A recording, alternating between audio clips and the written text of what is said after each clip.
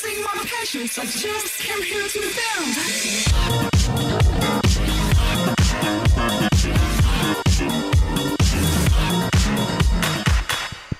Parfait, ça marche. Bonjour à tous. Je vais peut-être vous inviter en fait à vous regrouper. On est bien ensemble et ça permettra aussi à nos intervenants de mieux vous voir, d'avoir de meilleures interactions les uns avec les autres. Ça facilitera la conversation. Donc je vous invite à vous rapprocher, s'il vous plaît.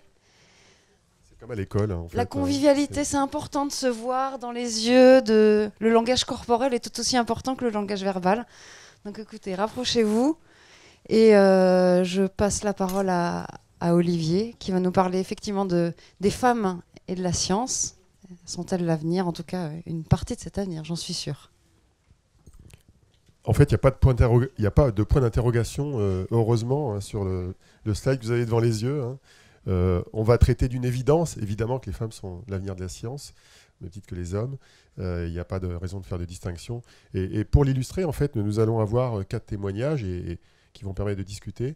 Alors, je les présente dans l'ordre. Vous avez Sylvaine Turchiez qui est ici, qui a un beau parcours au CEA dans plein de domaines. Elle nous racontera dans la physique nucléaire, dans l'astronomie, dans tout un tas de domaines. Et il se trouve qu'aujourd'hui, elle est présidente d'une association qui s'appelle Femmes et Sciences, qui fait la promotion du développement des sciences auprès des femmes pour attirer plus de femmes dans ces filières-là.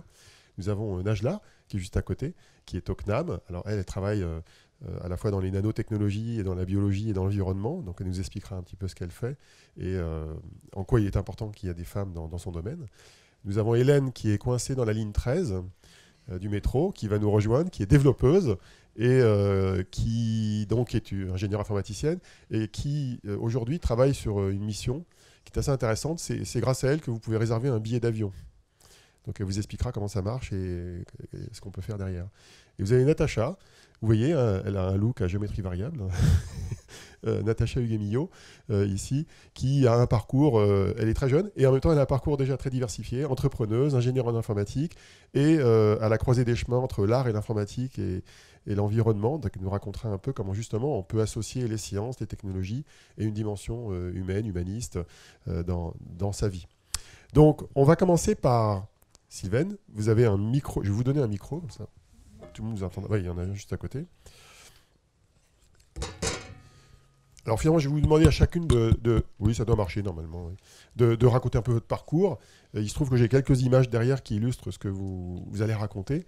Et en fait, l'objectif ici, c'est de vous faire rêver un peu avec les sciences et de faire rêver, j'imagine que vous êtes tous des parents ou des parents en demeure, donc faire rêver un petit peu sur le rôle des sciences dans la vie, le fait qu'il y a encore beaucoup de choses à découvrir et beaucoup de choses à faire pour améliorer la société. Sylvaine, c'est à vous. Oui, je vous remercie. Je vous remercie d'être avec nous pour discuter de sciences et de femmes. En fait, mon parcours, je ne me suis jamais posé la question de savoir si les sciences étaient pour les femmes ou pour les hommes. Je ne suis pas d'un milieu scientifique du tout.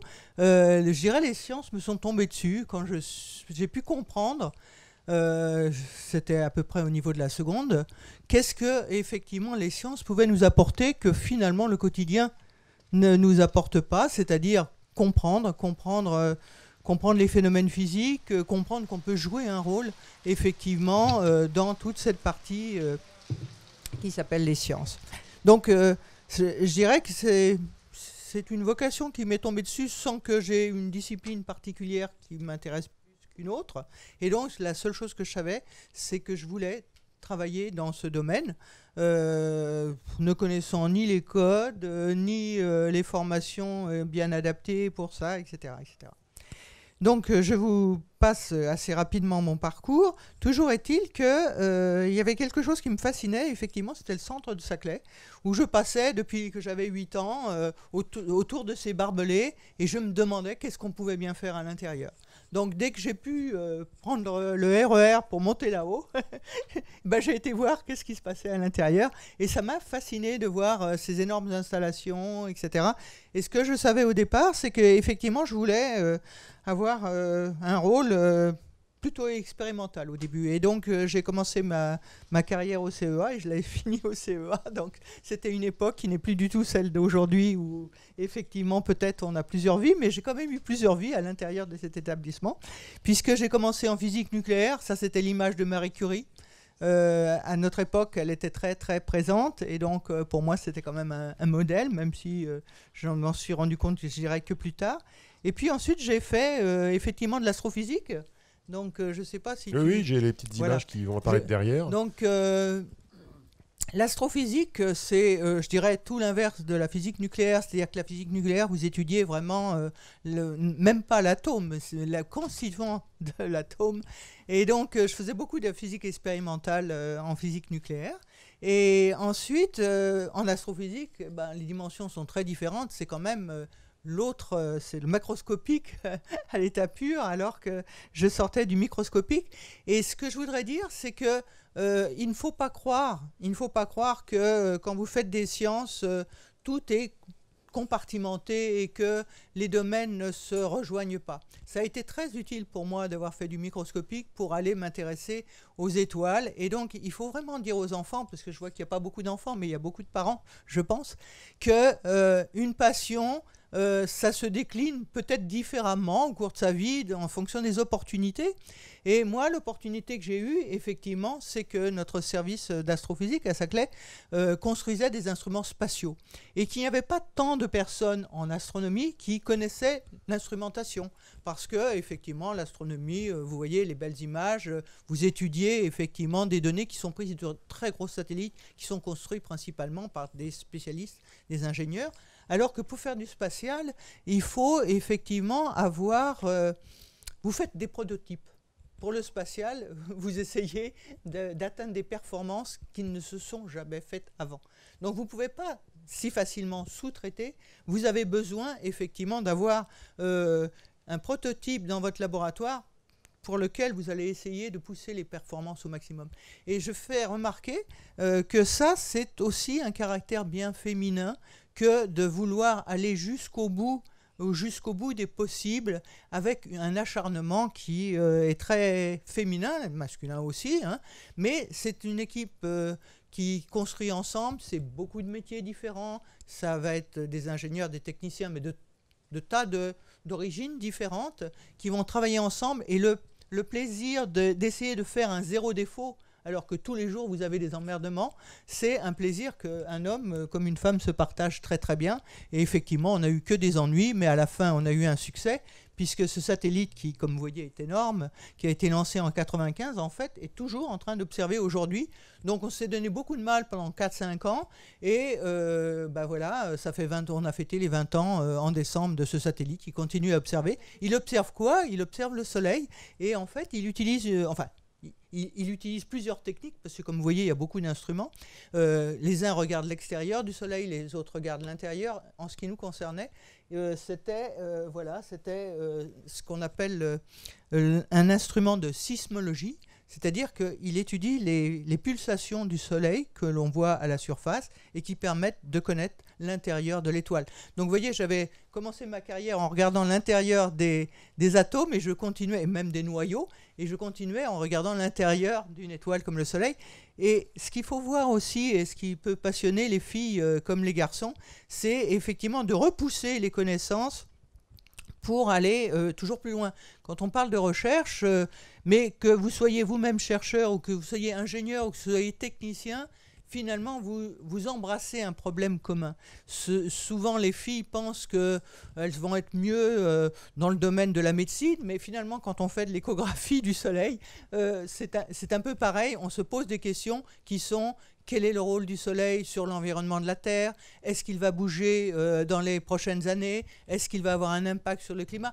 Et il faut dire aux filles, vraiment dire aux filles que si elles sont passionnées de science, qu'elles essayent d'ouvrir leur possible, qu'elles ne se fixent pas un objectif précis. Bien sûr qu'elles le suivent, parce que la motivation, c'est très important pour les sciences, mais on rebondit beaucoup dans des techniques différentes qui peuvent être utilisées en médecine ou qui peuvent être utilisées dans tout autre domaine.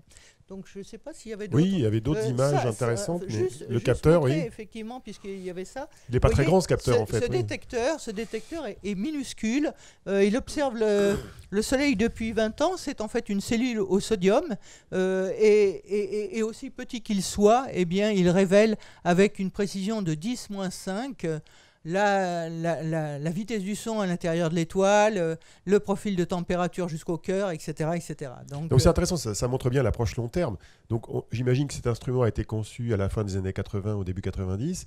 Donc voilà. mis en orbite en 95 et donc 20 ans plus tard, il est encore en service. Et ensuite, cette technique, pas tout étonnant. à fait, je ne rentre pas dans les détails, a servi ensuite pour explorer d'autres étoiles. Maintenant, on sait que pratiquement toutes les étoiles pulsent et aussi pour découvrir des exoplanètes. Pas exactement la même technique, mais toujours la sismologie qui permet effectivement de voir comment une planète qui passe devant une étoile assombrit effectivement la lumière qui en sort. Et donc, pour finir, c'était la dernière image que j'avais mise. C'était pour montrer l'équipe. Là, nous sommes à Tenerife. Et en fait, on essaye de pousser. Donc, c'est après le projet spatial, on essaye de pousser la technique encore plus loin pour avoir encore plus de précision. Et vous voyez que dans l'équipe, on n'était pas beaucoup de filles, mais bon, on était quand même quelques-unes. Et se retrouver tous ensemble, je crois que c'est une motivation très, très forte de travailler en équipe. Mais il faut savoir aussi que si on préfère travailler seul, il y a aussi beaucoup d'activités théoriques qui demandent... voilà, je passe là. Alors, ce qui est intéressant au CEA, pour revenir sur cette organisation qui est connue sans être connue dans le détail, c'est qu'au CEA, on ne fait pas que la physique nucléaire, évidemment, depuis très longtemps. On fait de la santé, on fait des nanotechnologies, à Grenoble notamment. De plus en plus. C'est très varié, en fait, de plus en comme plus, activité de maintenant, recherche. le CEA s'est ouvert, effectivement, il y a Neurospin pour l'étude du cerveau, Alzheimer, etc. Et puis, effectivement, il y a un très gros pôle climat, dont une célèbre qui s'appelle Valérie Masson-Delmotte, qui est maintenant assez bien connue, puisqu'elle dirige le GIEC, en tout cas pour une partie oui, de physique. Ce qui illustre bien les évolutions de la recherche, c'est-à-dire qu'on voit bien que dans le cas du CEA, il y a tout un tas de disciplines de la recherche du CEA qui sont reliées à d'autres métiers. J'ai visité par exemple Clinatech, qui est un laboratoire à la fois de biologie du futur et d'exosquelettes, qui associe des chercheurs du CEA d'un côté et des chercheurs du monde de la santé de l'autre, avec souvent des projets de recherche donc, qui sont multi-organisationnels et qui rassemblent des équipes très variées. Et c'est aussi ça la réalité de la recherche aujourd'hui. C'est-à-dire que ce n'est pas des chercheurs isolés dans leur coin, ils sont chacun à travailler sur des projets avec d'autres chercheurs. Donc j'évoquerai mon volet femmes et sciences un peu plus tard. Je passe la parole à Nadia. Tiens, c'est la suite des capteurs. Voilà. Alors, Najla, toi tu es au CNAM depuis pas mal de temps aussi, et tu vas nous raconter un peu ce que tu fais et aussi nous illustrer ce pont qui existe entre tout un tas de domaines d'activités différents au niveau de la recherche. Alors bonjour à vous tous et à toutes. Donc, je suis Najla Forati, je suis maître de conférence au CNAM Paris. Et j'ai commencé, donc j'ai fait mon DEA, mon doctorat, des post-docs et pour mon poste, tout ça c'était au CNAM Paris. En fait, au début, je ne travaillais pas du tout sur les capteurs, ce que je fais maintenant. Je travaillais sur la rhéologie, c'est la science d'écoulement. Puis à un certain moment, je rejoins un petit peu ce qu'avait dit Sylvain, c'est qu'à un certain moment, un esprit scientifique, c'est on l'a et puis on peut dévier. On ne reste pas tout le temps figé sur une seule filiale ou une seule matière. Donc il se trouve que le laboratoire de physique au CNAM, il voulait partir sur une autre thématique que ce qu'il faisait jusque-là, c'était les rayonnements X. Et il voulait développer des capteurs biologiques et chimiques. Ça m'a intéressé et on a commencé ensemble sur cette thématique-là. Alors ça, c'était une grande aventure parce qu'on est parti de rien, en quelque sorte. Il fallait tout monter. Alors quand on parle de capteurs, c'est un domaine très vaste dans lequel on doit être nombreux et de différentes disciplines pour pouvoir travailler là-dedans. Les capteurs, en fait, vous en connaissez tous des milliers, il y en a des milliards qui se font par an, avec des principes physiques très très très différents en fait, mais les applications sont énormes. Alors si je reste sur le capteur, voilà, tout ce que vous avez ici, et je dirai après un exemple, parce que ce qu'on a ici comme capteur, c'est exactement le même qu'on utilise pour les capteurs pour la santé. C'est exactement le même. C'est là où la science est forte, en fait. Il y a une phrase que tu avais dit tout à l'heure, c'était génial, je te la laisse dire, c'est pour les applications. La phrase que tu avais dit tout à l'heure, c'était génial, en quelque sorte. On a un principe physique, mais on peut... on le décline dans tout un tas d'applications différentes. Tout à fait. Exactement, donc on est resté sur ça. Alors, pour commencer, il y a une phrase que... Voilà. Cette phrase-là, elle est placardée partout au CERN, à Genève. C'est le Centre européen de recherche nucléaire. Vous ne pouvez pas mieux faire que ce que vous mesurez. C'est-à-dire, si votre capteur mesure tant, vous ne pouvez pas aller au-delà. Donc, si vous voulez développer encore plus, il faudrait développer mieux votre capteur. C'est une variante de Seeing is Believing. Non, c'est exactement ça. Alors, c'est pour ça qu'elle est un peu biais. Au fait, elle y est partout. Et puis, quand on est là, enfin, les plaques, elles sont géantes, en fait. Elles font 2 mètres à peu près par 1 mètre. Elles sont partout. Ça vous pousse à réfléchir un petit peu. Du coup, nous, ce qu'on fait, on va passer à la... Voilà. Alors, je vais vous expliquer un petit peu le principe de nos capteurs. Comme je vous ai dit, des capteurs, on en fabrique des milliards, en fait, par an. Je vous donne des exemples super connus. Les accéléromètres, ce sont les petits capteurs qui mesurent les accélérations. C'est ce que vous voyez sur les mannequins, sur les crash tests. C'est comme ça aussi que vous avez les manettes de Wii qui répondent quand vous jouez avec. Et ces capteurs-là sont des capteurs piezo, en fait. On a des principes, on va dire, magnétiques. C'est comme ça qu'on pourra faire des mesures sans contact. Comme ça qu'on pourra mesurer les vitesses d'écoulement de lait sans le toucher, par exemple. Ça, c'est le capteur en général. C'est la petite partie qui va se trouver ici. Maintenant, quand on est sur un capteur chimique ou biologique, sur le capteur qu'on a ici, on va juste coller une couche chimique ou biologique. Alors, quand je dis biologique, ça peut être des ADN, des protéines, des anticorps, antigènes. Cette couche-là, elle n'est censée reconnaître qu'une seule molécule. C'est comme si vous avez une serrure et une clé. D'accord ? La serrure ne reconnaîtra que la bonne clé.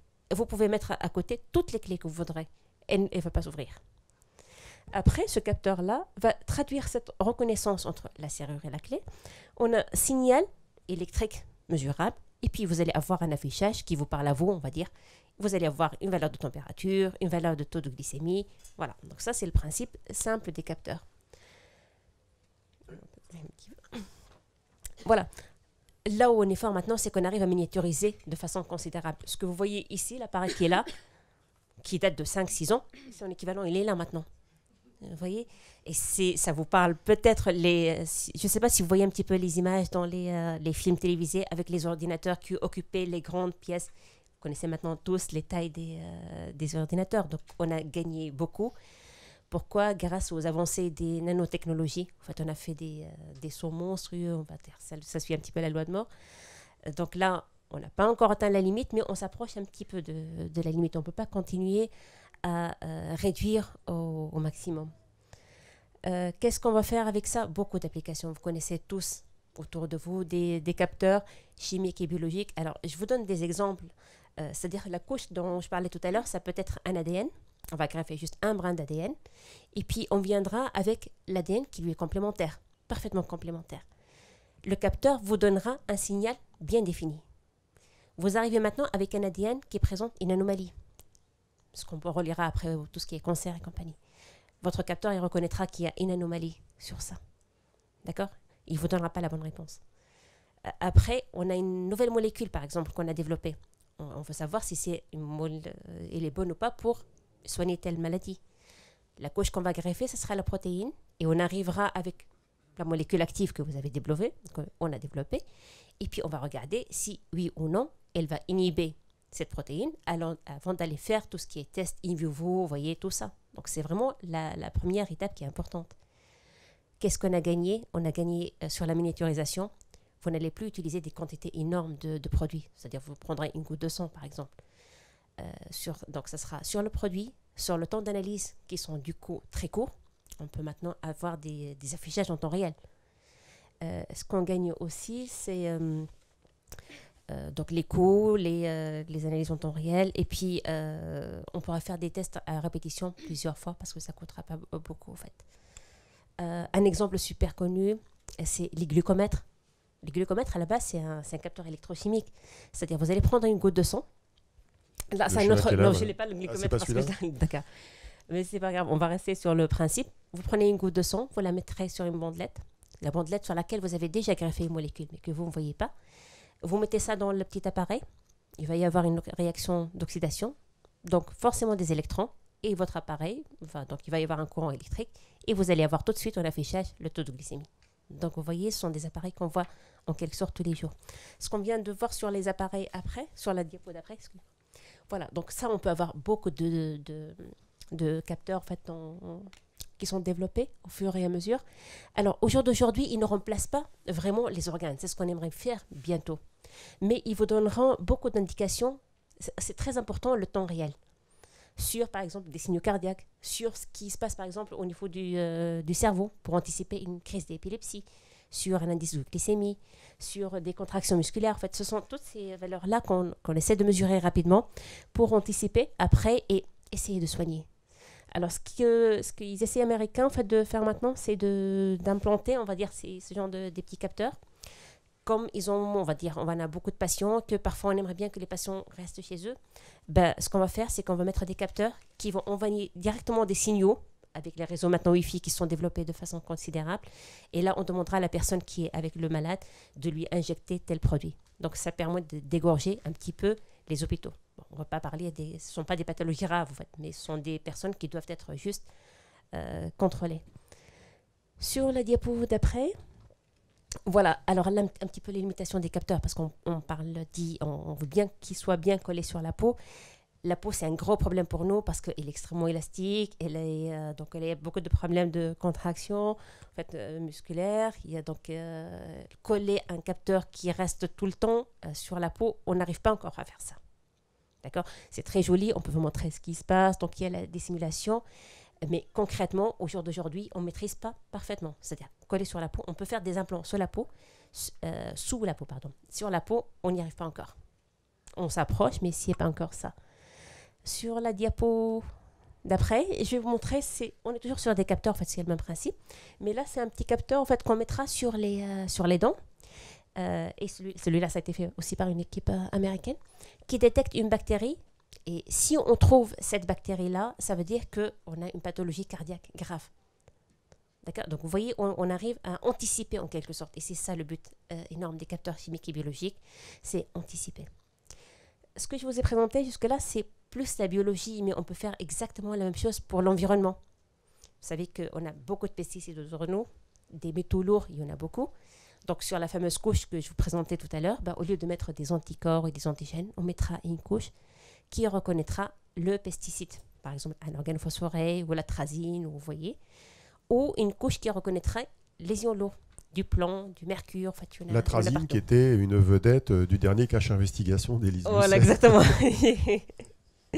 Exactement, et qui continue à se trouver, voilà, malgré le fait qu'elle est interdite depuis 2000. Alors, pour le cas de la trazine, en fait, je vous dis ce qu'on fait, nous, par exemple, dans notre labo, c'est on prend une couche de polymère dans laquelle on va emprisonner la trazine. La trazine, elle se vend pour les laboratoires de recherche. Ce n'est plus utilisé dans les... Alors, dans ce polymère-là, on va emprisonner la trazine, puis on va l'extraire. Ce que vous allez avoir, donc, c'est parfaitement un film qui a l'empreinte, d'accord, de la trazine.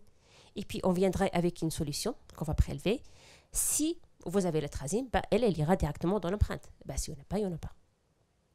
Vous voyez, le principe est très simple, mais on a mis un an pour l'avoir. Vous voyez, c'est ça. Pour les ions lourds, on fait exactement le même principe, mais cette fois-ci, on va mettre des empreintes d'ions lourds, des ions de plomb, des empreintes de mercure. Pareil, on les extrait, puis on ira vérifier s'il y a ces métaux lourds ou pas. Est-ce que tu peux dire deux mots justement dans ton expérience de chercheuse au CNAM sur les liens que tu as avec d'autres chercheurs et avec l'industrie en général? Parce que évidemment, tu ne travailles pas de manière isolée, on le voit avec tous les exemples que tu donnes. Donc comment ça fonctionne?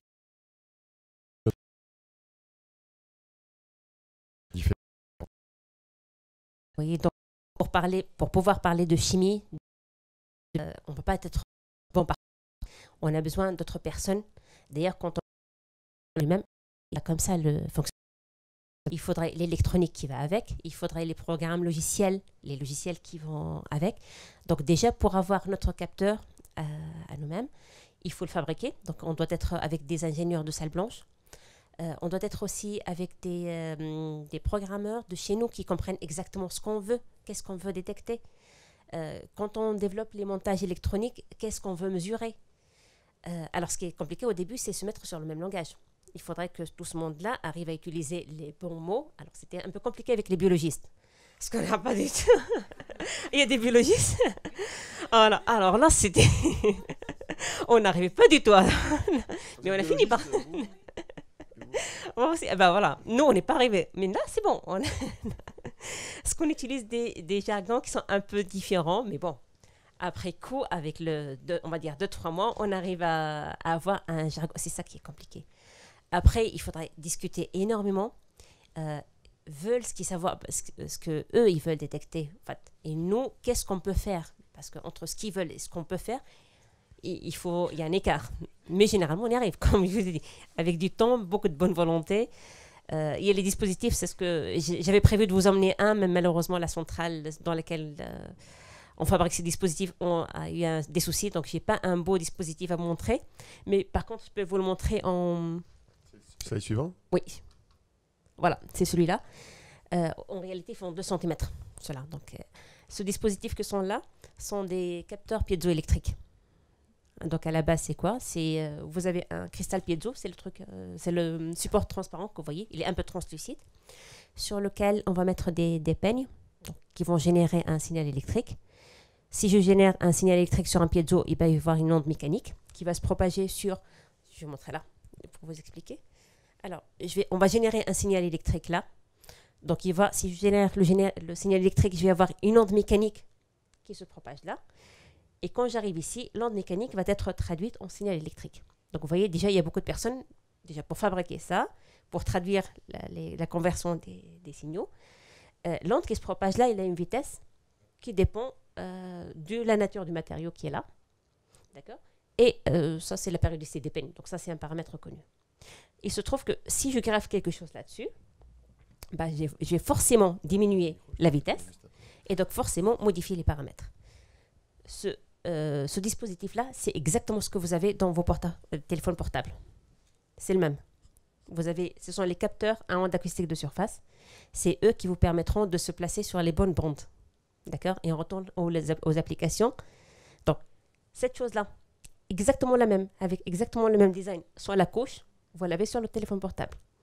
Nous, on l'utilise pour détecter différentes molécules. Alors, les couches qu'on dépose par-dessus, là, ce sont des photos qui sont prises avec des microscopes à force atomique. Et sont des couches très, très fines. En fait, au maximum, elles doivent faire 200 microns. Au maximum, du maximum, du maximum. Il n'ira pas plus loin que ça. Et les structures qui sont présentées ici, elles vous donnent un petit peu l'idée sur comment elles sont, ces structures-là. Après, comme je vous ai dit, tout ça, c'est pour détecter des applications dans l'environnement ou dans la biologie. Comment on fait pour qu'il y ait plus de femmes dans ces disciplines?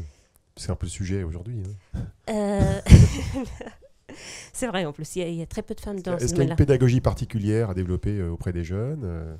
Est-ce qu'il y a une manière de faire le lien entre quelque chose qui a l'air peut-être assez aride quand c'est au premier degré et sur les domaines d'application? Qu'est-ce qu'il faut faire pour changer la donne? On sait qu'aujourd'hui, il y a encore relativement... D'ailleurs, de moins en moins de jeunes qui s'intéressent aux sciences en général. Oui, exactement. Les sciences fondamentales. Il y a de moins en moins de femmes aussi, je crois, dans certains cas de figure, en tout cas.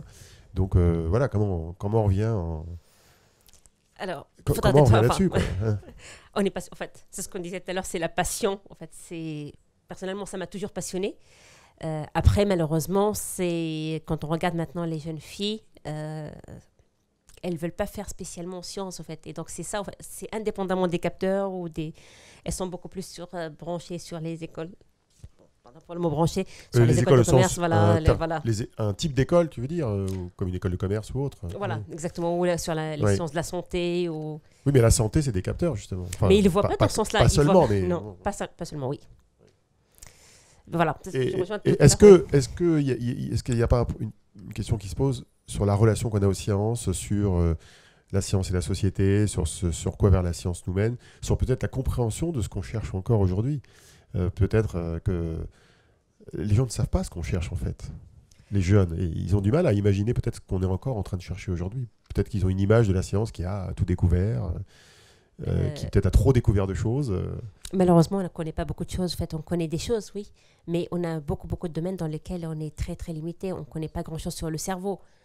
Ce qui se passe dans le cerveau, on connaît, en fait, ça a été chiffré il n'y a pas très longtemps, 5%, je pense. C'est tout ce qu'on connaît. 5%, c'est en pourcentage, oui. Voilà. D'accord. On va dire sur... Voilà, Après, c'est vrai qu'après, ça dépend des domaines. C'est-à-dire, par exemple, dans la biologie ou dans la chimie, on trouve beaucoup plus de femmes que dans les autres... Quand on est plus proche de la physique, elles se perdent. Et en astronomie voilà, et en physique nucléaire. Ouais. Non, mais ils vont parler, t'inquiète pas, parce qu'on va parler on va passer au numérique. On va passer au numérique après, c'est une autre discipline. Il y a beaucoup de femmes. Il y a beaucoup de femmes dans l'astronomie, c'est parfait alors. On va passer à Hélène qui a expérimenté les joies de la ligne 13 pour venir ici. Mais c'est la seule qui arrive ici, donc on n'a pas trop le choix. Hélène, tu es développeuse, tu es ingénieure en informatique, tu fais partie de ce milieu où il y a aussi pas beaucoup de femmes, hein. On sait que dans les écoles d'informatique, il y a entre 5 et 10% de femmes. Je crois que dans cette école-là, il y en a environ 10%, chez 42. Fais-nous rêver avec le numérique, avec le développement. Oui, c'est ça. Donc, on m'entend là? Oui. Donc, je suis développeur. Bon, on va commencer par mes études. Donc, j'aimais beaucoup les maths. Donc, j'ai commencé par un DogMIAS, tout simplement. Et je me suis spécialisée dans l'informatique parce qu'il y avait une option informatique qui me plaisait beaucoup. J'ai trouvé ça intéressant, l'algorithmique, le fait de trouver des solutions avec des petits programmes. Ça m'avait beaucoup plu. Donc, du coup, j'ai continué là-dedans et je me suis spécialisée. Et au final, j'ai fait un master d'ingénierie des systèmes informatiques. Actuellement, je suis à mon compte, je suis freelance et j'interviens dans des projets pour participer au développement des projets. En général, ce sont des grosses équipes. Je travaille sur des applications plutôt... Alors, comment on dit, back-end, donc ça veut dire Sur les serveurs, on va dire, oui, voilà, ou sur le je travaille cloud. sur des serveurs Je travaille sur des serveurs enfin plutôt sur la partie derrière, qui permet de faire des calculs, complexes pour rendre des informations.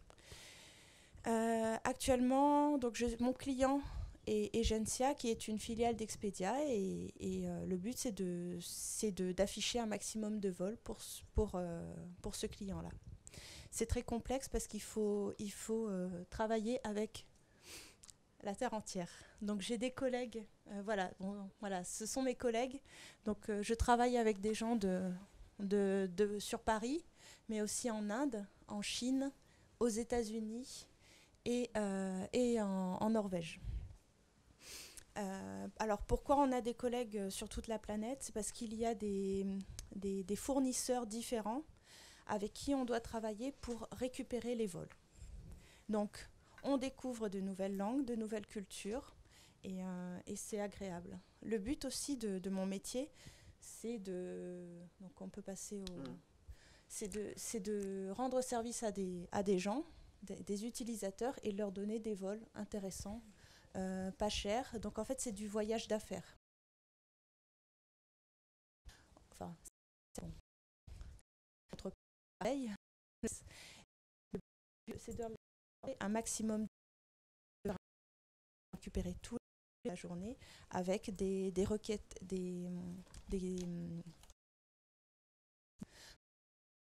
tous les horaires possibles et pas forcément le moins cher. C'est encore fait de il n'y a Voilà, pas beaucoup de choix. exactement. Donc, si tu fais un Paris-Tokyo, tu peux passer par Istanbul. Il faut trouver un maximum de correspondances pour trouver toutes les correspondances possibles. Donc, il y en a plusieurs qui sont en Chine, qui sont aux États-Unis, et donc on doit avoir beaucoup de travail, plusieurs années de travailler sur ce genre de projet. Donc actuellement, on est là-bas et on a toujours de nouveaux projets à réaliser. Voilà. Le titre, c'est et les femmes. Alors, oui.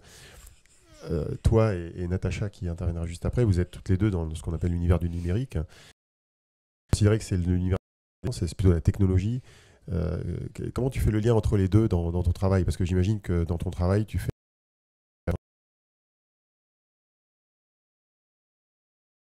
la science brute, qui peut être basée sur des mathématiques, par exemple, et finalement un domaine d'application qui ne relève pas de la recherche scientifique, mais plus de l'application.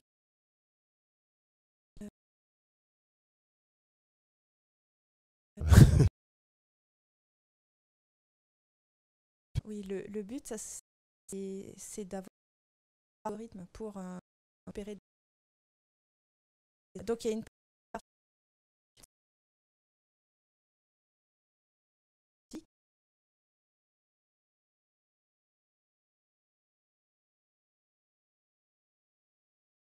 donc on a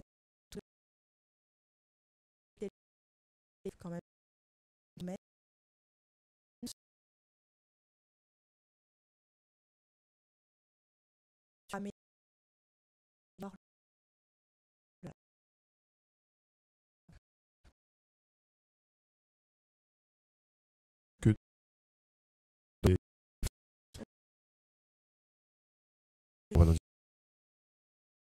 ou autre.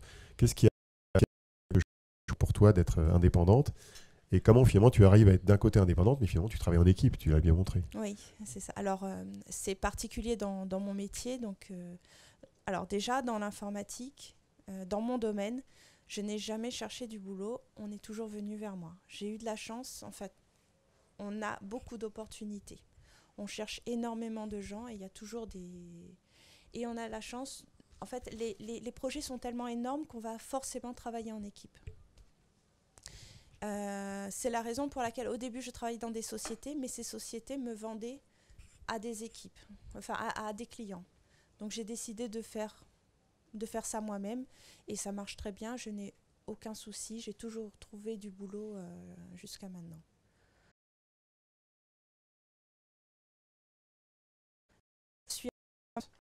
C'est ce que dit Guy Mamoumani, qui est le président du Syntec Numérique. Il évoque régulièrement le fait qu'il y a, je sais pas combien, 30 000 développeurs qui sont recherchés en France par les sociétés aussi bien industrielles que web agency ou autres, éditeurs de logiciels, acteurs de l'Internet, qui cherchent énormément de développeurs. Et on sait que dans les années qui viennent, on aura encore plus besoin de gens qui maîtrisent les technologies de l'information pour développer de nouveaux logiciels, puisque dans l'astronomie, à la biologie, en passant par tous les domaines, la réservation aérienne, tous les sujets nécessitent des compétences dans le logiciel et dans le développement logiciel. Le métier de l'informatique évolue aussi. Il y a beaucoup de changements, beaucoup de nouvelles technologies qui arrivent chaque jour. Du coup, c'est intéressant de rester à jour.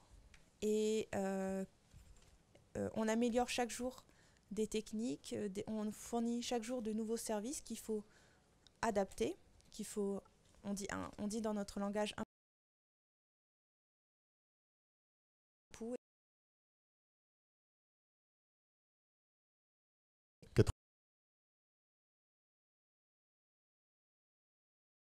Fait super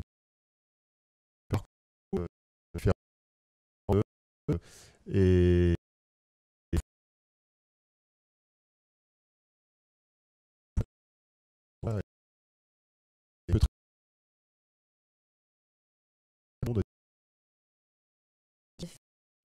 un bac scientifique parce que j'étais dans un lycée qui poussait vachement à partir sur ce genre de filière en nous disant que économique et social ça ouvrait la porte alors que le bac scientifique oui. Donc du coup j'ai fait des que j'étais pas trop mauvaise en classe mais j'étais loin d'être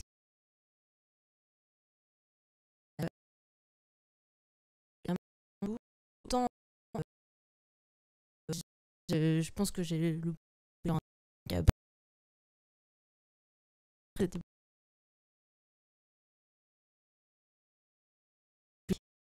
c'était compliqué parce qu'il y a disait qui demandait un bon dossier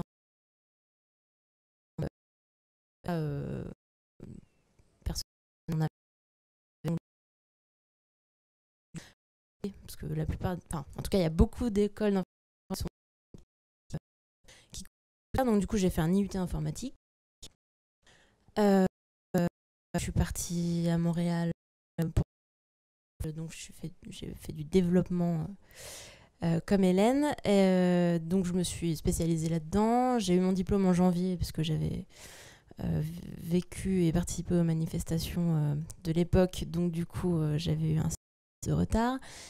J'ai travaillé 6 mois en tant que développeuse, j'ai du coup d'ingénierie qui s'appelle Supinfo et durant laquelle j'ai rencontré une personne qui allait devenir mon associée dans une start-up qui s'appelle Curious et qui était qui est toujours d'ailleurs une galerie d'art en ligne basée dans l'art numérique. Donc c'est une aventure qui a duré 5 ans. La boîte existe toujours, moi j'y suis plus parce que j'avais envie de voir autre chose. Mais donc du coup, durant ces 5 années, effectivement, pas mal évolué.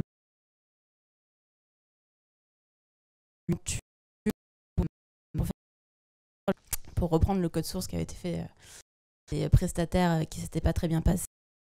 J'ai rapidement embauché une petite équipe de développeurs parce qu'on avait de grandes ambitions et qu'il fallait aller vite. C'est l'esprit start-up, il faut aller vite.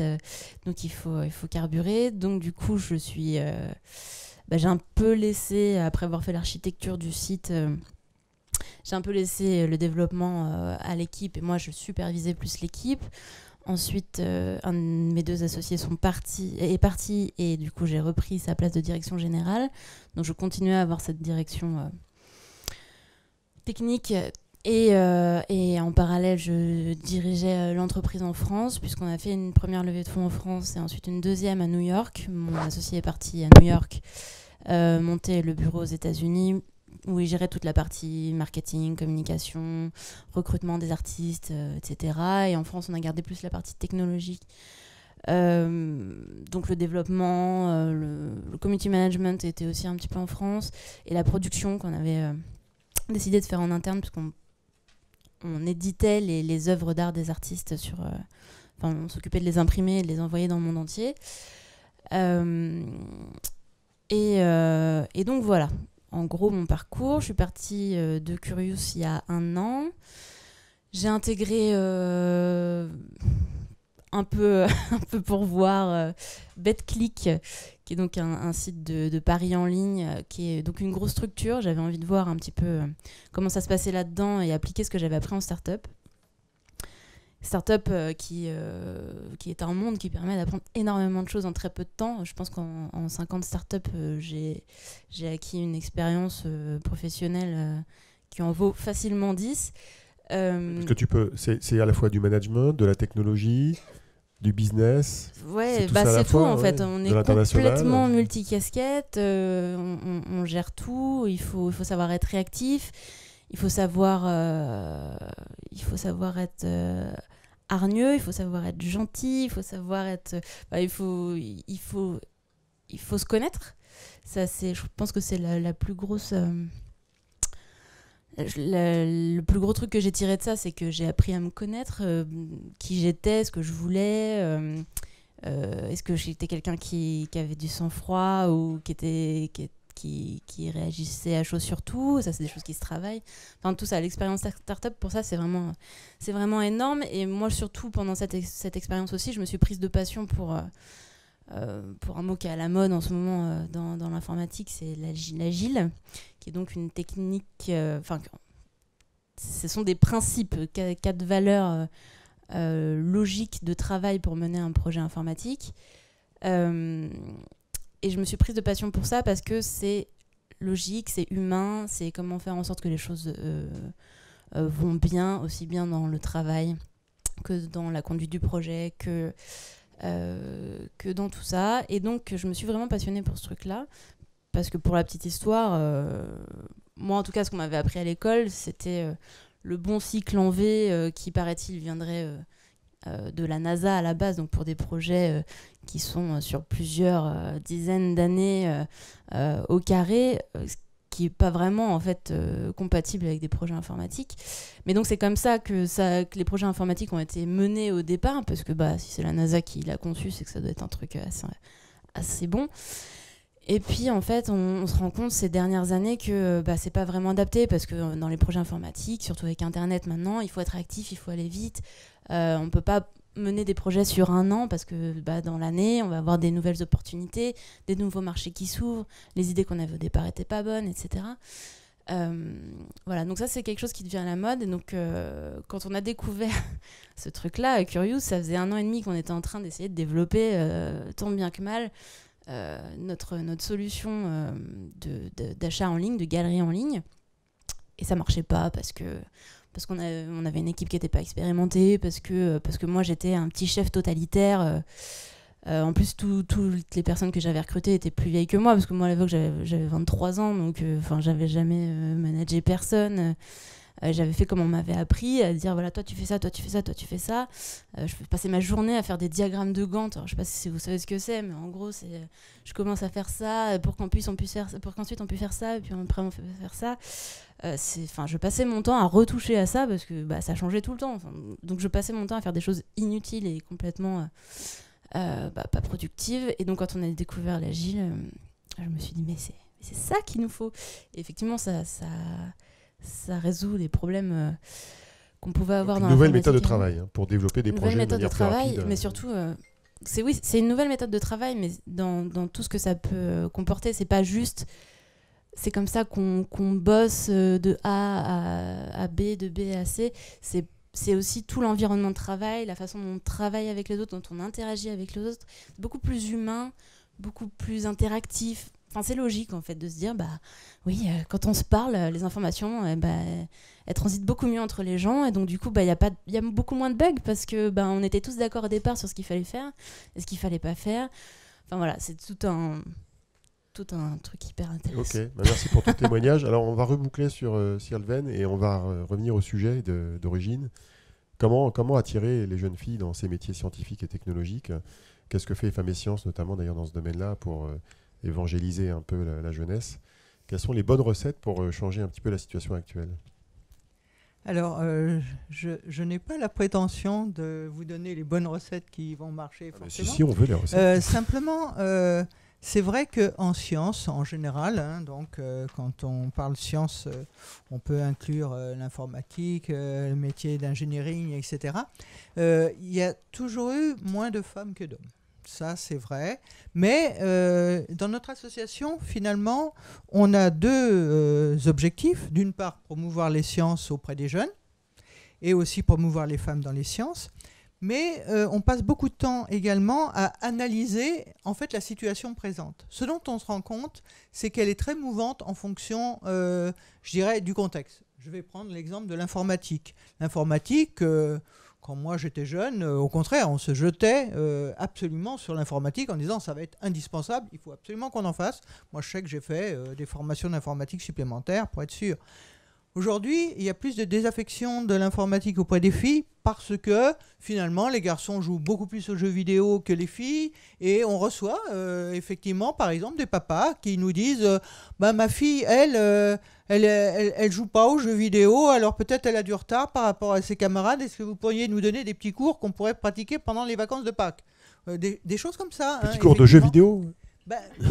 Pour se mettre au niveau, c'est-à-dire que aujourd'hui, les filles se comparent plus aux garçons, les garçons peut-être aux filles, je ne sais pas, et elles voient leur manque. De même, on a pu observer que dans les manuels scolaires, il y avait maintenant beaucoup de photographies finalement de filles ou de garçons en situation et pas forcément traitées tout à fait de la même façon. Donc la parité joue un rôle plus important aujourd'hui qu'à notre époque où nous on s'en moquait complètement. Si on avait un enthousiasme, on y allait, puis ça marchait pas. Mais en général ça marchait parce que quand vous êtes convaincu de quelque chose, ça marche. Donc effectivement il faut, notre rôle un peu est effectivement de veiller à tout ça pour effectivement s'apercevoir que les filles sont un peu en retrait aujourd'hui. Un peu en retrait, un peu plus en inquiétude par rapport aux garçons. Et il faut vraiment les encourager parce que par contre leurs ambitions sont tout à fait aussi grandes que celles des garçons. Il n'y a aucun problème sur l'ambition des filles. Les filles, quand elles pensent sciences, elles pensent médecine, elles pensent être un médecin formidable. C'est quand même un des métiers les plus difficiles en sciences. Donc c'est pas un manque d'ambition, c'est un manque de positionnement, peut-être par rapport à la société. Et donc le rôle que des parents peuvent avoir, puisque je vois quand même surtout des adultes, c'est effectivement de dire que tout est possible pour une fille comme pour un garçon, que ces métiers scientifiques, que ce soit l'informatique, que ce soit l'ingénierie, que ce soit la recherche pure, que ce soit technicienne, sont aussi bien adaptés aux filles qu'aux garçons.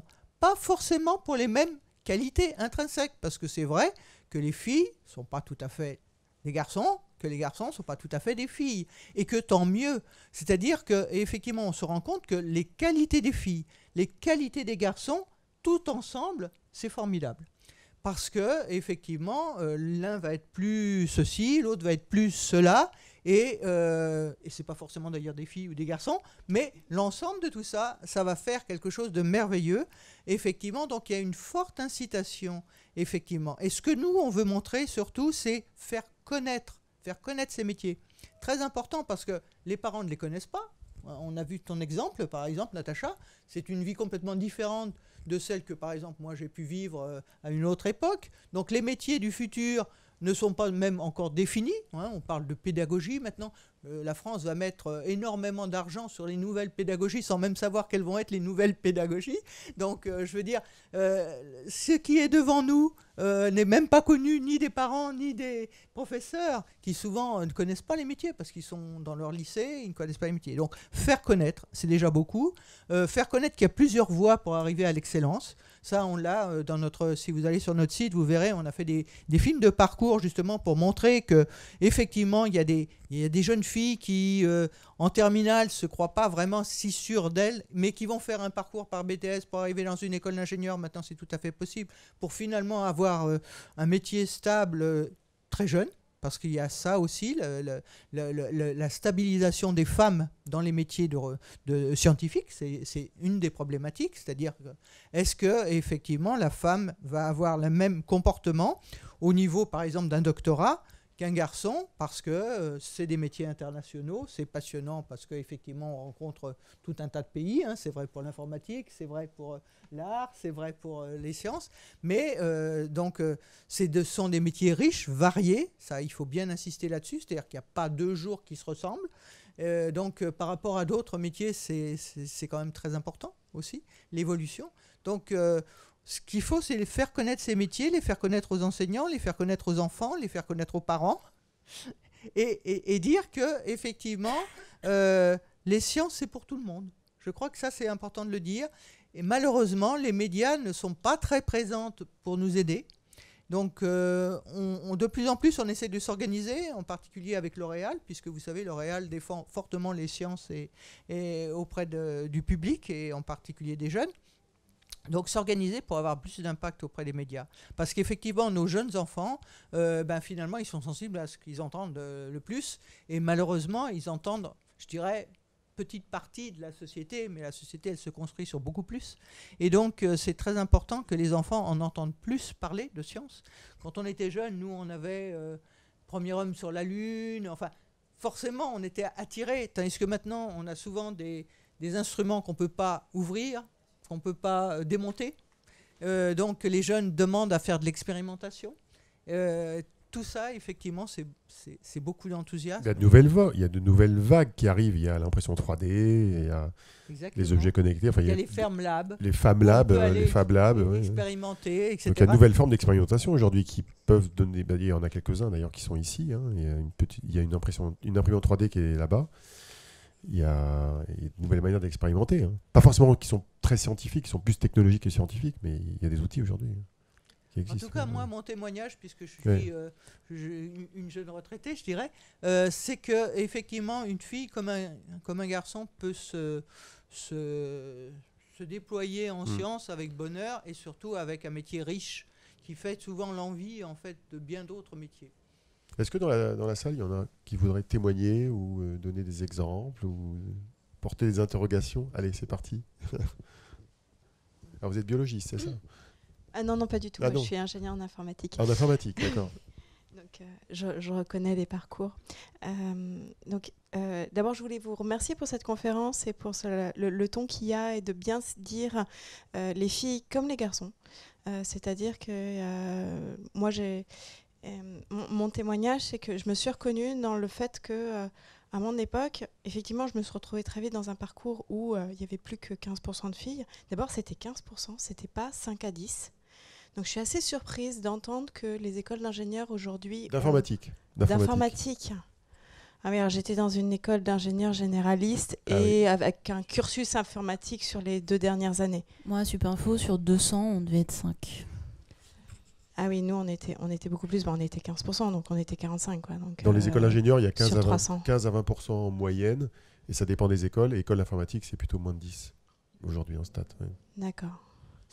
Et effectivement, moi, j'ai progressé dans un milieu où la question ne se posait pas. J'avais une ambition, mes parents l'ont portée et je me suis retrouvée en sciences et puis ça a avancé. Et la question de genrer ne se posait absolument pas. Et j'ai été très surprise ces derniers temps de découvrir des ouvrages comme Mes histoires d'enfants pour garçons et Mes histoires pour filles. Et on va pas raconter les mêmes histoires aux filles et aux garçons. Ou alors, j'étais tombée aussi sur Facebook, mais je suis peut-être dans un réseau qui met qui est très en colère contre ce genre de choses. Donc je ne sais pas si c'est, comme j'ai pas d'enfant, je ne sais pas si c'est généralisé ou pas. Mais il y avait un cahier d'activités pour les 7-8 ans qui proposait une carte du monde et puis un certain nombre de choses. Et la mère avait fait les photos des deux. Et alors la carte du monde pour les filles, c'était rose avec des animaux. Hein, donc en Chine, on a des pandas et en Australie, il y a des kangourous. Et la carte du monde pour les garçons, elle était en bleu. Et là, il y avait beaucoup plus d'informations en fait. Les informations étaient plus petites, alors que c'était censé s'adresser à la même tranche d'âge. Et puis là, il y avait différentes populations, il y avait quelques monuments historiques importants et des choses. Et se dire qu'il y a des éditeurs qui éditent des manuels ou des supports pédagogiques différenciés pour les filles et les garçons. Moi, mon parcours scolaire que j'ai fait avant les années 2000, ça n'existait. Enfin, j'ai jamais été en contact avec ce genre de choses. Donc voilà, je me demandais si vous essayez de lutter contre. Oui, malheureusement, effectivement, ça fait partie des protestations. Et aussi, même la ministre de l'Éducation nationale se dit qu'il faut faire quelque chose. Il y a eu des brochures entières qui ont fait des analyses. Par exemple, si vous allez sur notre site, vous verrez les actes du colloque de Toulouse où on répertorie ce genre de problèmes, etc., etc. C'est assez extraordinaire de devoir se battre pour des problématiques comme ça, mais oui, c'est vrai aussi, et le Sénat s'est posé la question sur les jouets à Noël, parce qu'on faisait des vélos roses avec un petit panier devant, pour être sûr que le petit frère n'allait pas avoir le même vélo que la grande sœur, etc., etc. Donc effectivement, on est obligé de se battre contre ce genre de lobbying bizarre. Ce qui est important de souligner, c'est qu'il n'y a pas que les petites filles qui sont victimes de ce sexisme, mais les petits garçons aussi. Tout à fait.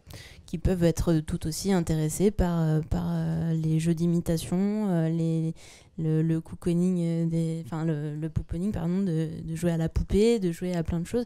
D'ailleurs, c'est un truc qu'on a vu dans la pub pour Super U, là, à Noël, où on voit assez facilement que tout le monde s'intéresse à tout, et que, quand on est enfant en tout cas, et qu'avec le temps, on a l'impression qu'on a plus aller dans un sens que dans l'autre. Il se pose une question pour intéresser les jeunes filles. Qu'est-ce que pour intéresser les jeunes filles, il faut utiliser des cordes génériques, on va dire, ou est-ce qu'il faut utiliser des cordes spécifiques ? Tu vois ce que je veux dire ? Au sens, justement, rentrer dans un jeu sexué ou asexué pour intéresser aux sciences. Et quel est le dosage entre les deux ? Alors, selon le sujet, il y en a qui vont dire oui, on va utiliser tel type de corde ou pas. Alors, c'est la question, c'est l'équilibrage. Est-ce que l'argumentaire, on a une jeune fille qui est devant nous là, est-ce que l'argumentaire qu'on va utiliser va être complètement neutre ou pas ? Moi, je pense que c'est pas en montrant qu'il y a une femme qui travaille dans un truc beaucoup plus féminin, mais dans les sciences, qu'on va attirer des jeunes filles, mais plus en montrant qu'il y a des femmes dans les sciences tout court, en fait, qu'il y a des femmes qui s'épanouissent dans ces métiers-là, parce que effectivement, quand on montre le métier, on montre surtout des hommes. C'est le côté rôle modèle. Voilà, c'est ça. Oui, puis à quoi ça sert ? Parce que les femmes veulent être utiles souvent, donc il faut surfer peut-être sur ce qu'elles aiment, mais pas. Enfin, je vois pas l'intérêt de sexuer quoi que ce soit. Alors, excusez-moi, je vous interromps, je vous remercie beaucoup pour ces questions. Moi, je viens de l'informatique, mais de la sociologie de l'informatique. Et ce qu'on remarque, c'est effectivement ce que vous dites. Alors, c'est expliqué par plusieurs raisons. Le fait qu'au début, il y avait beaucoup de femmes dans ce métier, parce que c'était considéré comme un métier de gestion dans les années 70.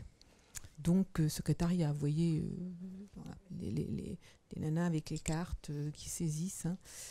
Quand l'informatique a commencé, et le numérique avec sa culture, a commencé à avoir du pouvoir et à être un lieu de pouvoir, les gars se sont ramenés en masse, comme d'hab, pour parler rapidement, et ça éjecte les filles. C'est vraiment une pression énorme.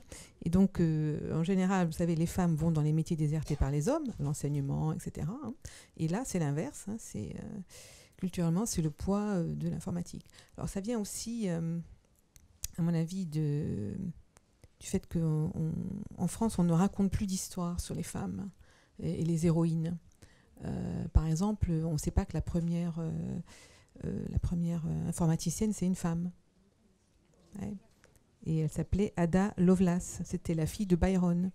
Tout ça, on ne le dit pas. Vous avez mentionné Marie Curie. Marie Curie avait un aura pour votre génération, un peu peu pour la mienne. Et pour les jeunes, que Marie Curie est bien entourée de sa famille, qui a soutenu tout au long, effectivement, ce nom.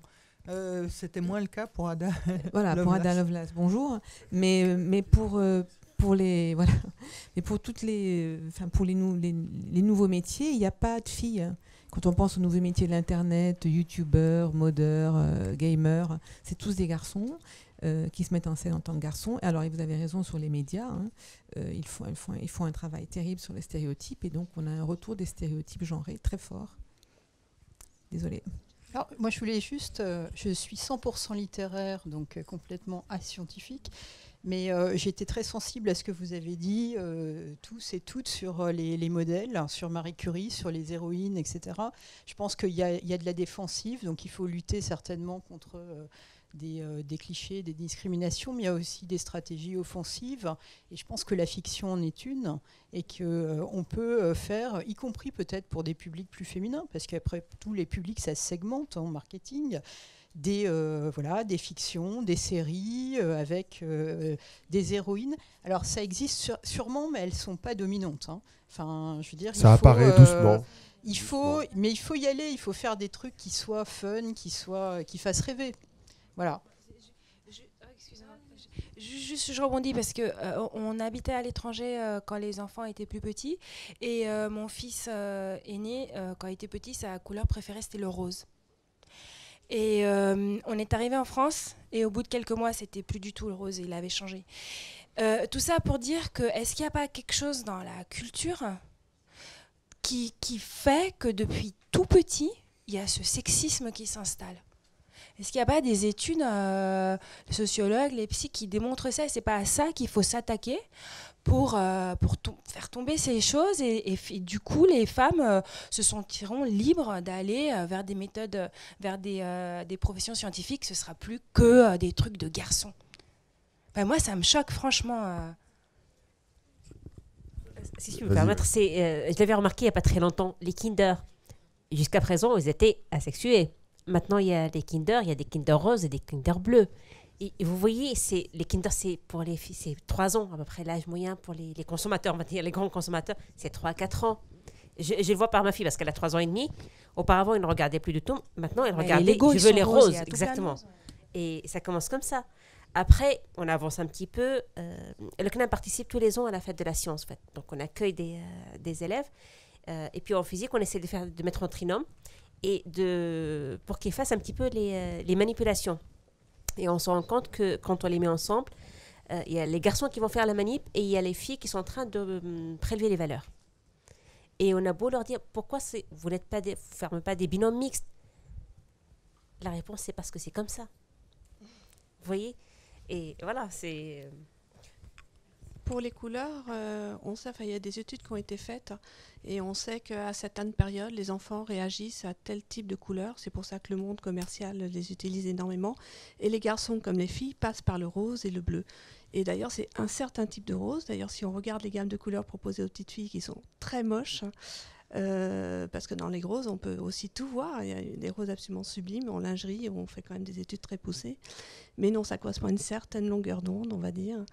Et ça, après, c'est extrêmement instrumentalisé depuis les années à peu près 50, commercialement, le rose pour les filles, le rose pour le garçon, alors qu'avant, ça n'existait pas. Ça, c'est sûr. Je voulais juste revenir, parce que moi, je ne suis pas du tout du monde scientifique, mais j'étais venue avec des questions sur le domaine de la femme, et notamment en informatique. Moi, je travaille dans le textile et entre autres l'électronique. Lady Ada, dans notre milieu, est très connue.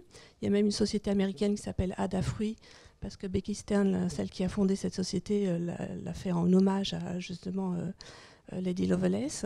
Et je crois qu'il y a aussi, il me semble que c'est en septembre ou octobre prochain, la Ada Week en France, qui est justement, vous devez être au courant, voilà, Lady Lovelace. C'est la première femme à avoir... en fait, c'est elle qui a créé les algorithmes, si j'ai bien compris, c'est ça ? Elle a conceptualisé la notion de langage de programmation à une époque où il n'y avait pas d'ordinateur du tout, même mécanique. En fait, si on regarde ce qu'elle a créé au milieu du 19e, c'est exactement la manière dont on fait aujourd'hui ce qu'on appelle la programmation procédurale, c'est-à-dire les basiques de la programmation des années 60 à 80, dont on utilise encore des briques aujourd'hui. Mais ce qui est extraordinaire dans ce qu'elle a pu concevoir, cette femme, c'est qu'elle a conçu un processus de programmation, mais sans même que le support physique existe. Ben, en fait, et il a fallu plus d'un siècle pour que ce soit facile, que ce soit faisable techniquement parlant. C'est comme Einstein avec les ondes gravitationnelles, un siècle. Et elle l'a mis au point parce que c'était l'assistant de Charles Babbage. Charles Babbage étant le premier à avoir mis au point, on va dire, l'ordinateur. Le sien n'a pas fonctionné, mais en tout cas, elle l'avait fait pour pouvoir, en quelque sorte, utiliser cet ordinateur. Et alors du coup, je reviens à ma question que je voulais vous poser sur, vous avez parlé de transversalité, enfin en tout cas le fait que vous étiez obligé de constituer des équipes parce qu'on ne peut pas être spécialiste de tout et que nous, dans nos domaines textiles, innovation et technologique, forcément on est aussi obligé de faire des équipes et on s'aperçoit en tout cas que notre rôle de designer très souvent dépasse celui de la création et devient plutôt un rôle, vous avez parlé tout à l'heure que les gens se comprennent entre eux avec des problèmes de langage. Mais nous, quand on parle de design global, on met à l'intérieur de cette enveloppe tous les profils, hein, ça veut dire des gens du marketing, des gens de la création, des gens de l'ingénierie, mais aussi des gens des sciences. Est-ce que vous, dans votre domaine, parce que vous avez parlé essentiellement de gens de sciences entre sciences, donc une transversalité relativement horizontale, est-ce que vous faites appel quand même à des gens justement du domaine de l'art, des musiciens, des sémiologues? Est-ce que vous avez cette ouverture justement pour enrichir vos recherches? Non, franchement, jusque-là, non. Pour une raison très simple, c'est qu'on est obligé de travailler vite avec pratiquement des personnes au fait, sur des sujets bien déterminés. Donc, on est resté vraiment entre scientifiques, en quelque sorte. On n'est pas allé vers d'autres domaines. Mais je me rends compte, au fait, parce que le capteur en lui-même qu'on développe, on est obligé après de le mettre dans une boîte, au fait, dans une petite boîtier, on va dire ça simple, pour que ça fonctionne. Et j'avais une fois une amie qui est artiste qui est passée pour me dire mais c'est trop moche. Vous voyez, c'est vraiment l'idée qui ça nous est jamais venu à l'esprit de regarder le design s'il est moche ou pas en fait. Il est fonctionnel. Et pourtant, ça a énormément Et pourtant, oui, c'est d'applications. important. Surtout dans les Mais démonstrateurs. on n'a pas cette vision, en fait. Malheureusement, on n'a pas encore cette vision. Oui, je pense que c'est en train de revenir. Avec les startups, justement, parce que les startups nécessitent effectivement énormément de compétences et dans un temps court, et donc il faut se rassembler. Et aussi dans l'enseignement, puisqu'on commence à refaire sciences et arts, etc., etc. Parce que cette séparation brutale entre les littéraires et les scientifiques, ce n'est pas une très bonne chose. J'en suis de plus en plus convaincu, pour les filles comme pour les garçons d'ailleurs. Et donc, je crois qu'il y a un mouvement qui se réamorce, enfin. Et c'est vrai que dans le domaine des sciences de l'information, il y a beaucoup de tendance à croiser des disciplines. Un des domaines où je travaille, moi, en ce moment, qui est le domaine des objets connectés, c'est exactement ça. Vous avez l'informatique au sens classique du terme, d'ailleurs souvent avec le mélange du matériel et du logiciel, avec les capteurs que Najla évoquait. Il y a les sciences sociales, parfois il y a les sciences du vivant, et tout ça, ça se retrouve dans les mêmes sociétés. Oui, et après, il y a le marketing, le business, la finance, etc. Donc, on a de plus en plus de sociétés aujourd'hui qui ne sont pas dans les sciences au sens classique du terme. Ce ne sont pas des laboratoires de recherche, les startups. Ce sont des sociétés qui industrialisent, qui créent un produit, qui l'expérimentent sur le marché et qui donc intègrent dans la notion expérientielle, non pas la science elle-même, mais plutôt la technologie, il faut que ça marche, et le marketing, il faut qu'il y ait des gens qui l'achètent. Et donc, nécessairement, c'est un mélange entre la technologie d'un côté et les sciences sociales de l'autre. Donc ça, c'est quelque chose qui se développe pas mal. Et d'ailleurs, quand on va dans une start-up aujourd'hui, très souvent, ça c'est encore l'héritage des habitudes d'aujourd'hui, on va retrouver souvent des femmes qui sont dans ces métiers qui sont proches des sciences sociales. On va retrouver des femmes au marketing, à la communication, et plutôt des hommes côté ingénierie. Et c'est ça aussi qu'il faut casser, pour éviter ce stéréotype de genre qui se développe dans les start-up aujourd'hui. Et alors, je reviens à mon domaine que je connais, donc textile et électronique et maintenant objets connectés. En fait, on s'aperçoit que beaucoup de profils sont féminins. Énormément de profils sont féminins. J'ai fait une étude un petit peu au niveau européen Et je me suis aperçue que ça avait changé aussi la manière dont le processus le fait qu'il y ait des nouvelles technologies change le processus de création. Donc ça, c'est assez passionnant. Et en venant à cette table ronde, j'avais cette question, mais vous êtes arrivé aux mêmes conclusions que moi. Pourquoi y a-t-il autant de femmes dans ce domaine-là particulièrement?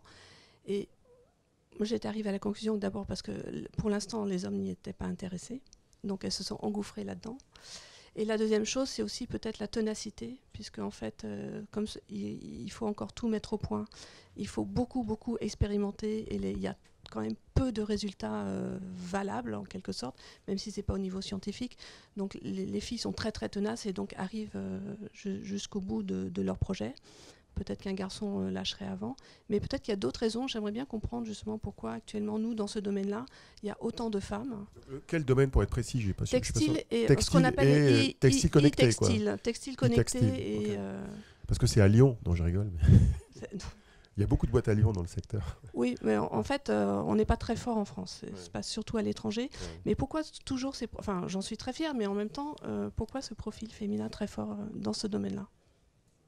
En même temps, ils ne sont pas experts de ce domaine-là, donc c'est pas forcément évident de répondre. Mais... Absolument pas, c'est pas du tout la même. En fait, c'est la même raison. C'est la même raison pour laquelle dans les startups parce qu'elles sont ici, toutes électroniciennes, développeuses, non, mais quand on prend les startups qui sont là, qui sont exposantes ici, je crois que plus de la moitié ont été créées par des femmes. Parce que c'est les sciences de l'éducation. Alors c'est bien, c'est pas bien, c'est après un jugement de valeur, mais c'est une réalité. Il y a eu un phénomène qui a démarré il y a une dizaine d'années, qu'on appelait le phénomène des mompreneurs. Je ne sais pas si vous connaissez ce terme qui a été inventé il y a une dizaine d'années. Le phénomène des mompreneurs, c'était les femmes qui devenaient enceintes, qui avaient des enfants, à l'époque de la bulle, après la bulle Internet, et qui avaient des idées de création d'entreprise autour de la vie des femmes enceintes, qui ont des bébés en bas âge, etc. Donc on a vu émerger plein de sociétés dans ce domaine-là. Et donc ça a en fait amplifié une typologie des sociétés créées par les femmes. Et à côté de ça, heureusement, il y a des sociétés créées par des femmes dans le domaine du big data, de data scientist, de technologie, même dans les composants électroniques, mais moins. Donc voilà, c'est une réalité d'aujourd'hui. Alors est-ce que c'est bien ou pas bien ? J'allais parler aussi d'Envie de fraise, tout ça, qui sont ça en fait partie. Voilà, hein. ouais. Anne-Laure Constanza l'a créée, elle était enceinte, voilà, c'est exactement le scénario. Et effectivement, je pense qu'il y a beaucoup de femmes qui sont dans ces milieux technologiques, mais qui vont peut-être plus s'engouffrer sur ce genre de voie, parce qu'elles ont peut-être l'impression que c'est plus ouvert à elles, vu que c'est du textile, plutôt qu'autre chose. Je sais que personnellement, tout en ayant l'impression de ne pas avoir été freinée ces derniers temps, en analysant pas mal ma vie professionnelle, aussi courte soit-elle, et en prenant du recul, j'ai toujours l'impression de me sentir meilleure que les filles de ma voix, mais en très forte concurrence avec les garçons de ma voix. Alors, je m'explique, mais en gros, ce que je veux dire, c'est que c'est donc un milieu très masculin, en tout cas pendant mes études, comme je disais tout à l'heure, quand j'étais à l'IUT, j'étais la seule fille de ma classe. Quand j'étais à Supinfo, on était très peu sur 200 élèves. Donc voilà, c'était un milieu masculin, et donc en voyant un petit peu les orientations qu'avaient pris les filles qui étaient avec moi, je voyais que, au vu de l'expérience que j'avais eue, je me sentais meilleure, c'est pas vraiment le mot, mais j'avais l'impression d'avoir plus d'expérience et de pouvoir mieux prétendre à un poste, par exemple, par rapport à elle, alors que dans mon esprit, tous les autres garçons restent des concurrents pour ce poste-là. Alors que pour autant, j'ai toujours plus d'expérience qu'eux, et c'est complètement contradictoire, parce que je le sais, mais j'ai quand même toujours ce sentiment... a priori, c'est un sentiment assez féminin, d'ailleurs. Il y a un sentiment d'imposture, un sentiment de dire est-ce que je suis à la bonne place, est-ce que je prends... Donc, peut-être que ça répond un petit peu à la question. Moi, j'avais une proposition, mais je la teste, donc on est quand même complètement dans l'empirisme. Mais c'est pour rebondir sur ce que proposait Natacha au niveau de la méthode agile. Parce que bon, ça nous vient par l'informatique, mais c'est une façon de travailler. Il n'y a pas besoin d'informatique pour être dans la méthode agile. La méthode agile, vous savez comment elle est ? Elle est circulaire, et puis après, elle réessaye, et elle réessaye. Donc elle est aussi sérielle. On teste un produit, on voit comment ça réagit, on reçoit, elle est itérative, hein, on reçoit de la rétroaction, on corrige, on le reteste, etc., etc. Et moi, je trouve que les femmes, on est confortable dans cette méthode parce qu'il y a de l'erreur et qu'on se la permet. Et qu'il y a plusieurs personnes qui interagissent et qui parlent. Et donc, je le vois dans les MOOC, hein, puisque moi, je développe des MOOC sur la méthode agile, hein, puisque c'est des MOOC itératifs qui reviennent, qui ont des saisons en quelque sorte. Hein. Les femmes, là, parlent de manière très directe avec les ingénieurs qui sont masculins. Ils reviennent dans la boucle. Elles font des suggestions de changement même de la technologie. Et je pense que de ce point de vue-là, ça répond un peu à votre question, cette capacité de négociation sur l'objet en cours de création, hein, d'où le design. Ça, je trouve que c'est quelque chose qui, pour nous, les femmes, va nous donner du pouvoir d'agir dans l'avenir, et qui va nous permettre de revenir peut-être. Mais du coup, cette méthode agile, il faut la propager, quoi. C'est moi. Je voulais revenir sur le témoignage. Je ne sais pas vos noms, parce que je viens d'arriver. Moi, je suis sortie d'une école d'ingénieur il y a 2 ans et le premier emploi que j'ai trouvé, c'était dans une start-up. Et en fait, je ne me suis pas du tout sentie en concurrence avec les autres hommes de ma promotion. Parce qu'en fait, quand j'étais embauchée, le patron de la start-up m'a fait comprendre qu'en gros, il avait que des hommes au niveau développement et que du coup, il aimerait bien embaucher des femmes. D'ailleurs, si j'avais des copines de classe qui voulaient être embauchées, elles passeraient plus facilement que les hommes qui postuleraient pour le même poste. Alors que c'était un poste très technique. Donc, il y a aussi ce...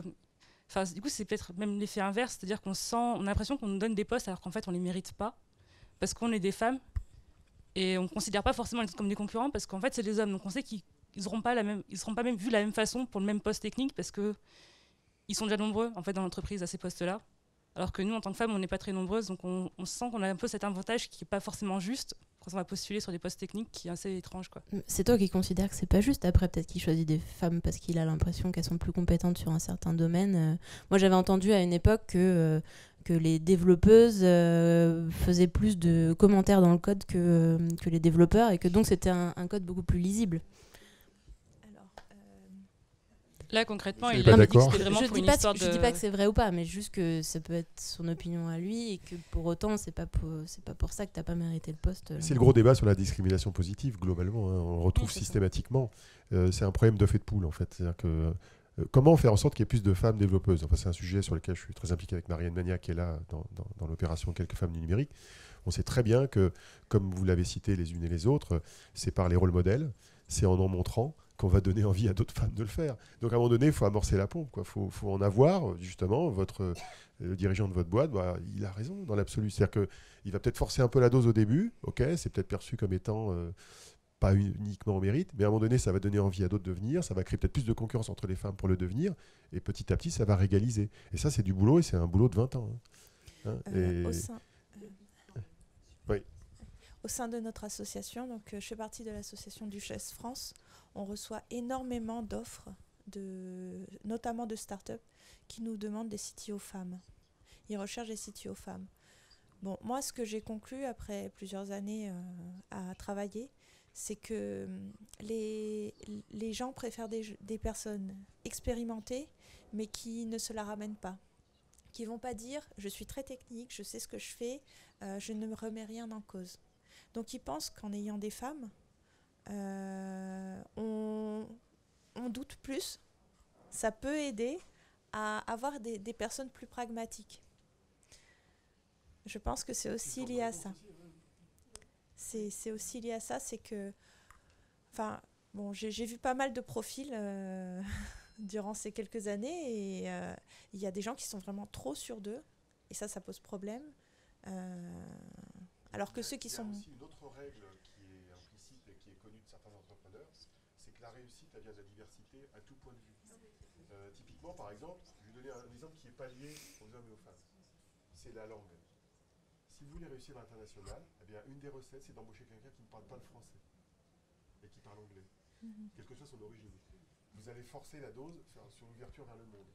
C'est des exemples, l'origine ethnique, le type de formation. Typiquement, une start-up très technologique, si elle embauche quelqu'un qui vient des sciences sociales, elle va apporter quelque chose que les ingénieurs n'auront pas. Et donc, la diversité au sens large du terme, c'est une valeur de l'entreprise innovante. Et c'est à communiquer de manière globale. Et donc, finalement, ce que tu décris là, c'est une des dimensions de cette diversité, qui est nécessaire Donc, si par exemple on ne s'occupe que de la diversité homme-femme, ben, on va louper les autres formes de diversité aussi. Donc il faut les gérer tout ensemble en fait, si on veut réussir dans l'entrepreneuriat. Juste une question que j'ai pour vous, c'est que c'est le plafond de verre. C'est-à-dire, à l'entrée, il y a peut-être des femmes qui reviennent. Au top, qu'est-ce qui reste? C'est quoi vos expériences là-haut? Dans les sciences, en général, on a vu ce que ça peut donner. Moi, en fait, je voudrais vraiment rester dans la technique. Donc, je souhaite être développeur. Je n'ai pas envie de faire du management, ça ne m'intéresse pas. Je ne vois pas ça comme un plafond de verre, mais plus comme... je veux rester dans quelque chose qui me plaît. Alors, je vais faire un partout la balle au centre. J'ai un fils, il est exactement comme toi, il est aussi développeur. Il ne veut pas être chef. Ça, c'est une partie de la réponse, mais ce n'est pas la seule, je pense. Je pense qu'on est en France. Enfin bon, ça c'est vrai dans tous les pays, hein. Le plafond de verre, c'est pas une spécificité française. Mais il y a quand même une chose qui est vraie en France, c'est les grandes écoles. Et donc les grandes écoles, finalement, ont trouvé relativement confortable ce plafond de verre. Je dis bien relativement, parce que ça évolue quand même un petit peu. Parce que finalement, la sélection naturelle, c'est les grandes écoles, et donc déjà, ce n'est qu'un certain pourcentage. Je crois là encore, enfin bon, je suis peut-être optimiste, mais que c'est en train de beaucoup bouger quand même, parce qu'on se rend compte que c'est une singularité française et qu'il y a des talents qui se trouvent ailleurs que dans les grandes écoles, et que effectivement il y a des diplômes qui sont en train, apparemment, enfin du moins on peut l'espérer, d'être valorisés, qui est le doctorat, qui souvent arrivait après l'école d'ingénieur maintenant, puisque beaucoup de jeunes ingénieurs font aussi une thèse, et donc c'est une expérience qui commence à être reconnue. Mais on se rend compte qu'effectivement, si vous restez sur le vivier des grandes écoles, bah, finalement, un 10%, c'est tout à fait naturel. Donc, si effectivement on fait évoluer effectivement l'importance des docteurs dans les entreprises, on va faire aussi bouger le plafond de verre. J'aurais juste un petit commentaire en plus.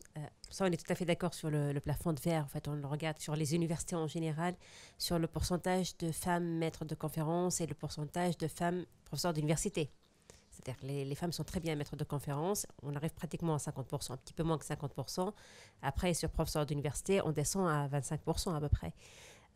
Une autre solution, c'est aussi soigner notre communication. Notre communication, elle est faite quasiment tout le temps au masculin. Et c'est dans notre inconscient, on va dire.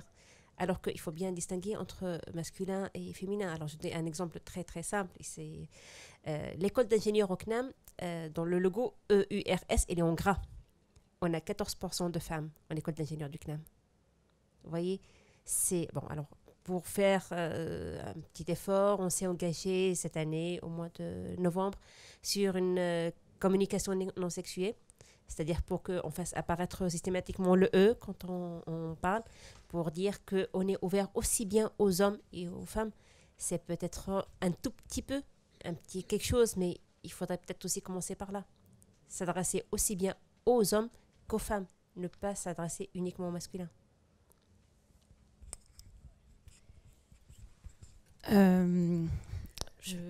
Pour moi, il n'y a pas de plafond. Je pense qu'on peut tout faire, en France aussi. Alors là, pour le coup, je parle de l'informatique, parce que c'est ce que je connais. L'informatique, c'est un secteur, on l'a déjà dit, qui est... il y a beaucoup plus d'offres d'emploi que de développeurs. Ce qui fait que du coup, même quelqu'un qui a même pas le bac peut devenir développeur et très bon, et ensuite évoluer dans beaucoup de métiers différents s'il le souhaite. Voilà. Pour moi, il y a pas de limite, ni dans le métier, ni dans le genre, ni dans la classe sociale, ni dans tout ça. En informatique, pour moi, il n'y a pas de plafond, à condition évidemment de le vouloir quand même. Parce que... Est-ce que ce n'est pas le propre des nouvelles industries finalement, des secteurs d'activité où il y a beaucoup d'innovation, qui brassent plus, qui donnent plus d'opportunités à ceux qui rentrent dedans? Et les secteurs plus anciens qui bougent moins, bah, ils sont un peu phagocytés par les hommes. D'ailleurs, du coup, je rebondis sur ce que tu disais tout à l'heure sur la diversité. Il y a beaucoup de startups, je crois que c'est Au Féminin, qui a recruté énormément de profils en reconversion, de gens qui n'étaient pas du tout dans les postes pour lesquels ils ont été embauchés à la base, et qui apportent du coup une richesse énorme dans leur équipe sur plein de niveaux. Nous, c'est ce qu'on a constaté. On a photographié 540 femmes dans le numérique, hein, et on a photographié beaucoup de cadras. Et on a constaté que beaucoup de cadras s'orientaient vers les métiers du numérique, mais en venant d'autres disciplines. Et donc, c'est ça, c'est le syndrome d'une industrie qui est nouvelle, de nouveaux métiers qui apparaissent, qui n'existaient pas dans l'enseignement, parfois il y a 15 ans, il y a 10 ans, parfois même il y a 5 ans, comme data scientist. Et donc, on a rencontré une jeune entrepreneuse qui a fait Sciences Po, qui est devenue data scientist. Donc, elle s'est formée elle-même, quoi. Elle s'est débrouillée elle-même, de manière relativement empirique, parce qu'il y avait une nouvelle opportunité. Donc, en fait, les industries qui sont nouvelles donnent ce genre d'opportunités. Et par contre, il faut savoir les saisir, et il faut savoir aussi valoriser les rôles modèles qui donnent envie à d'autres d'y aller. Il n'empêche quand même qu'en chimie, où les femmes sont majoritaires, et en médecine, où maintenant elles sont majoritaires, le plafond de verre est extrêmement persistant. Les mandarins sont des hommes. Oui. Et on se bat, là encore, dans notre association, à envoyer des lettres à droite et à gauche, à chaque fois qu'un colloque est organisé dans ces domaines-là. Comme par hasard, le comité d'organisation, ce sont pratiquement que des hommes, et donc on ne fait même pas parler les femmes dans les colloques. Donc il y a quand même un vrai problème. Il y a une initiative qui a été lancée par Guy Mahouani et d'autres personnes il y a à peine quelques semaines, qui s'appelle Jamais sans elle. Je ne sais pas si vous avez entendu parler de ça. Jamais sans elle, l'initiative consiste à dire, dans un débat, dans un colloque, dans une conférence, il ne devrait jamais y avoir que des hommes. Alors, c'est assez paradoxal comme démarche, parce que c'est de se dire, les hommes qui font partie de cette initiative, d'ailleurs j'en fais partie, on dit au départ, je n'accepterai jamais d'aller dans un débat où il n'y aura pas de femmes. Sous-entendu, s'il y a 10 personnes qui parlent, il faut au moins qu'il y ait une femme. C'est sympa de se dire, on va en chercher au moins une. Bon, parce que le point de départ, c'est qu'il y en a 0 dans pas mal de cas. Bon, ok, mais on ne va pas se satisfaire qu'il n'y en ait qu'une. C'est ça le point clé. Mais la première va tirer la deuxième, puis la troisième. Et l'expérience montre... Alors moi-même, je suis confronté au sujet de temps en temps quand j'interviens dans des colloques. Alors aujourd'hui, je n'ai pas le problème. Mais quand j'interviens dans des colloques, je suis embêté comme tout. J'ai dit, mince, vous n'avez pas, il n'y en a même pas une. Et en fait, il faut toujours faire un effort supplémentaire pour se dire, bon, on va chercher. Et effectivement, d'habitude, on se rend compte que même dans le métier des startups, dans le métier technologique, il y a des femmes, si on se donne la peine de chercher, on va en trouver. Par contre, on va en trouver qui ont moins l'habitude de se mettre en avant, moins l'habitude d'être interviewées par les journalistes, etc. Donc il faut, un peu comme quand on cherche un élève prometteur dans une classe, à qui on va donner sa chance, eh bien, il faut faire ce côté discrimination positive, c'est-à-dire qu'il faut chercher volontairement des femmes de talent, mais qui ne s'exposent pas assez, les mettre en avant, leur donner confiance en elles, les exposer pour créer cette espèce de dynamique positive. Mais ça, c'est un effort de tous les jours, en fait. Et c'est pas évident. Assez surprenant, toutefois, je dirais. Parce que, justement... Rare, surprenant au sens rare. Assez surprenant, oui. Parce que moi, je constate, je prends le milieu de la chimie, qui n'est pas du tout mon milieu, hein, je vois qu'il y a des jeunes femmes qui, effectivement, sont révoltées, quoi. Donc, je veux dire, c'est pas difficile de les trouver. Parce qu'elles sont dans le métier, elles ont déjà levé le doigt, c'est ça que vous voulez dire. Oui, c'est ça, oui, elles ont des brevets, etc. Et donc, pourquoi est-ce que, effectivement, comme par hasard, elles ne sont pas invitées à causer? Donc, bon, elles ne sont pas toutes modestes, cachées, n'osant pas parler, etc.